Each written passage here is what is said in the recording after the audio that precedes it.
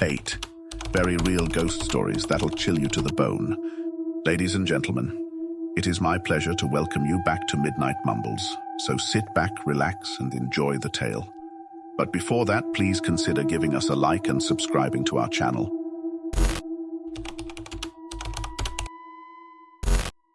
Jeff, a resident of Dayton, Ohio, was driving with his 3-year-old son, Miles, in the back seat when they passed by a cemetery. It was a modest cemetery with only flowers and small plaques. It basically looks like a giant garden, Jeff explains on Monsters Among Us. According to Jeff, as they drove by, his toddler, who'd been happily singing, abruptly stopped, pointed to the cemetery and exclaimed, "Look at all those people." Jeff turned to look, but didn't see a soul. Confused, he asked Miles what he was talking about. "All those people over there," his son replied. "There sure are a lot of grandmas." As Jeff tells it, chills ran down his spine as he asked his son what the people were doing. "They're all standing there looking down at the grass," Miles said. Completely unsettled by the conversation, Jeff sped up and drove home. Later that same day, he says his young son was watching TV when he turned to Jeff and said, "You know, they weren't alive." Thinking Miles was referring to the cartoon, Jeff asked what he meant. "Those people we saw, they were all paused," his son replied. "I don't know if my kid has the sixth sense," Jeff says, "or if he just has a wild imagination." The Stanley Hotel in Estes Park, Colorado, has been around for more than 100 years and was built as a posh getaway for the wealthy seeking solitude in the mountains. As the years passed, however, occupancy declined, and by the 1970s, the Grand Hotel had fallen into disrepair. It was around that time that famed author Stephen King spent the night there and was inspired to write the book The Shining. The book and blockbuster film helped return the Stanley to its former glory. Now guests come in droves to see the hotel. That inspired one of the scariest horror movies of all time. Given its history, it should come as no surprise that many visitors report strange happenings. Aware of the ghostly rumors, Texas resident Henry Yao booked a last-minute getaway in April of 2016 to check it out. After arriving, Yao had dinner, then wandered around the Stanley to take photos. Stopping at the staircase, he waited for people to clear the area, then took a picture, thinking nothing of it. Later that night, however, Yao fell seriously ill. "I felt really sick. I had the shivers. I was like, something's really wrong," he tells Today.com. His companion suggested he go to the emergency room, but Yao refused. On the trip home, Yao began swiping through the photos he'd taken when he discovered what he said was a really, really strange image of someone standing on the stairs, except no one had been there. The next day, he posted the photo on Instagram, half joking that he'd captured a ghost, and the world took notice. Almost overnight, Yao found himself in the limelight with his ghost picture warranting attention from global media outlets and paranormal experts who wanted to examine the photo. Some experts say that there's 2 ghosts, and other people said that the reason I got sick is because the ghost was trying to materialize, taking energy out of me, he said. There's so many theories about this. And what does Yao think? "I have no idea," he says with a laugh. On his way to get married, a military man and his best man set off on an 800-mile road trip from Camp Lejeune in North Carolina to Lafayette, Indiana. It's 1 a.m. on a cold January night in 2014, and the man tells Monsters Among Us that the weather is bad and temperatures are in the negative double digits. As the pair close in on Indianapolis, they discover they have no money to pay for gas to refuel the car and are about to run out. "Growing up in the trucking industry with my dad, I decided to stop at a truck stop," the man explains. But because the main interstates were shut down due to the weather, they had get off the highway and search for a truck stop along the back roads instead. "We found a smaller truck stop. It had 1 truck and it was just kind of strange. It was just a blacked-out truck with a blacked-out trailer. There was no real markings on it, nothing distinguishable," he says. They went in, hoping a clerk or waitress would spot them a few dollars for gas, enough to make it to Indianapolis, at which time they'd go to the bank, take out cash, and pay back the loan. Inside, they found a tidy diner, occupied by a waitress, cook, and a lone truck driver. I went inside, talked to this driver, and he bought us a cup of coffee. We sat there and talked for about 30 minutes about what was going on and why we were headed, where we were and what we were doing. And he gave us $20 for gas. I went outside, pumped our gas, came back in, and I told him, "Hey, I really appreciate it. I'll be back." Making good on his word, the man got cash from the bank upon arriving in Indianapolis and returned to the diner. "When we arrive at about 10 o'clock in the morning, it's boarded up," he says. "It looks like it's been abandoned for years and the truck's gone. But we had just been in there." They pull in anyway and find a police officer parked in the lot. They explain what happened just hours before, to which the cop chuckles and replies, "Oh, you met the ghost of 3. So 2 military members converse, had a cup of coffee with, interacted with 3 people at a diner that had a fuel pump. "I got $20 worth of gas," says the man. "When I came back, it'd been boarded up for, if I remember correctly, the cop said it had been boarded up for the last 25 years. On August 4th, 1892, Andrew and his wife, Abby Borden, were found brutally murdered in their Fall River, Massachusetts home. Though murder wasn't uncommon in the late 1800s, the fact that they were bludgeoned to death with an axe and the main suspect was their 32-year-old daughter Lizzie Borden certainly was. The crime and trial that followed made headlines around the world. Lizzie was ultimately acquitted of murder, but she remains forever linked to the Hayhouse killings, as does the home where the crime was committed.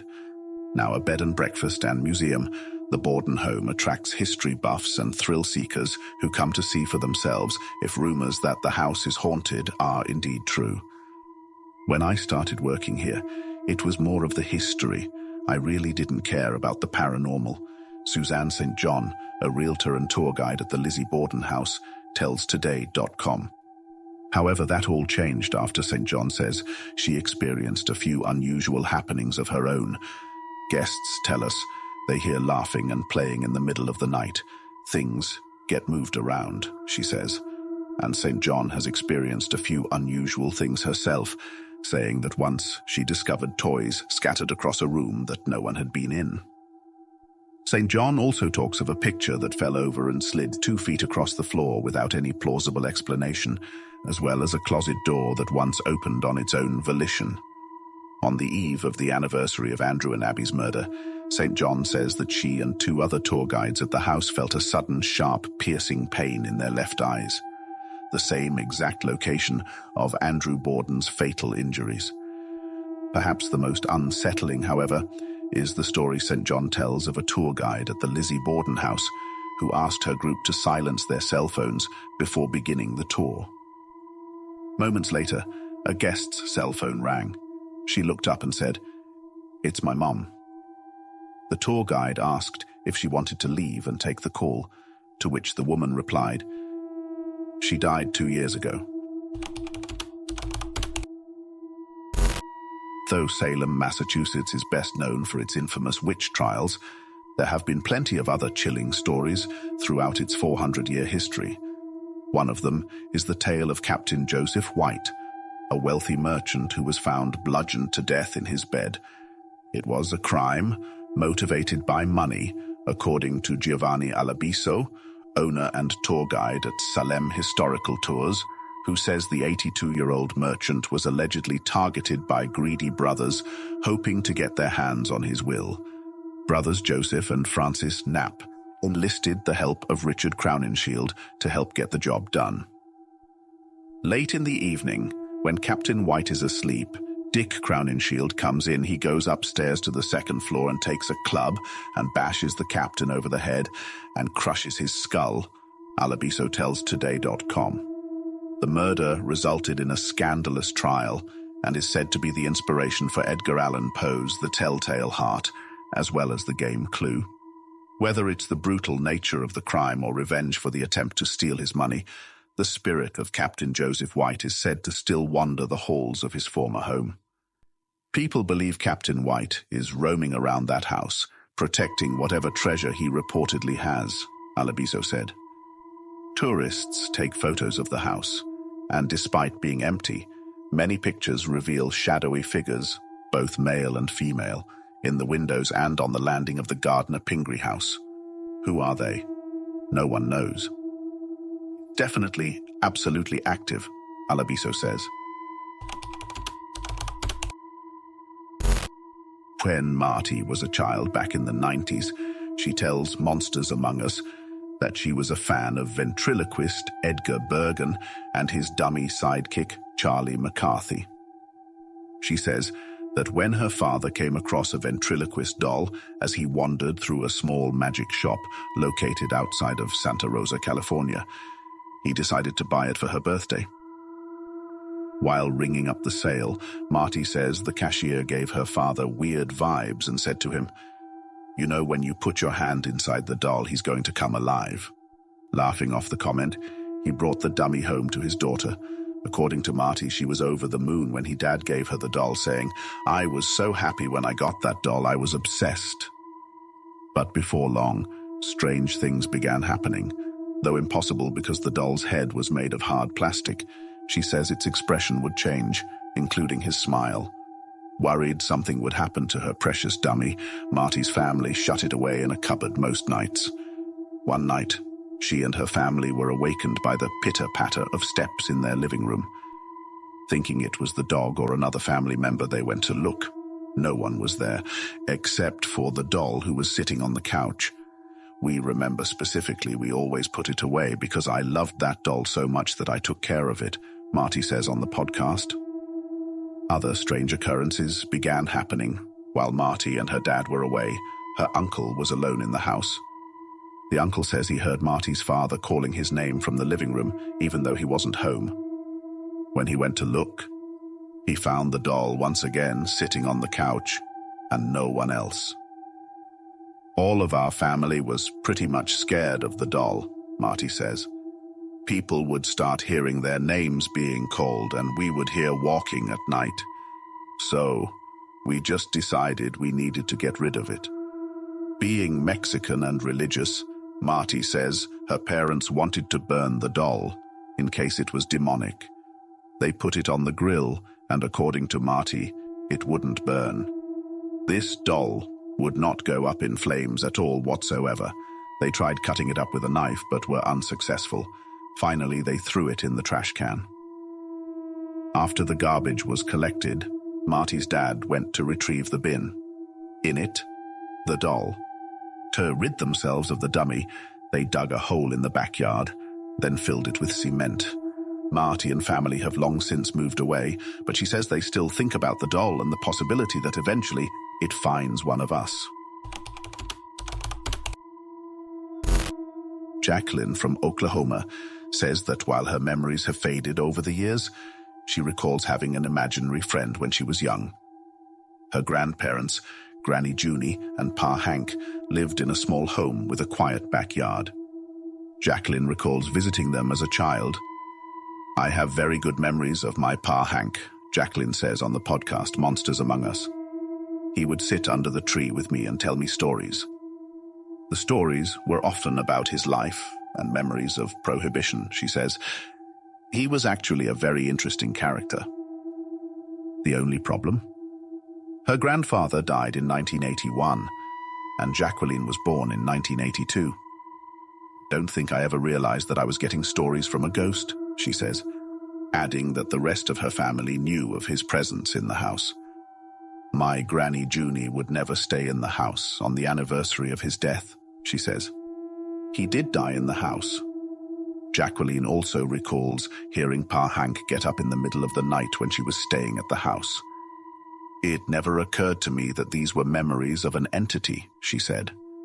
In hindsight, Jacqueline says that even though her childhood imaginary friend was actually her dead grandfather, it casts a different light because it was a relative and not a stranger. "It never felt like ghosts. It felt like talking to my Pa Hank."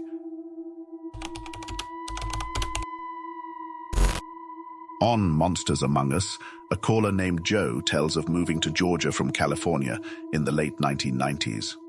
Soon after, he says his brother followed him to the Peach State and rented an old house built in the 1800s.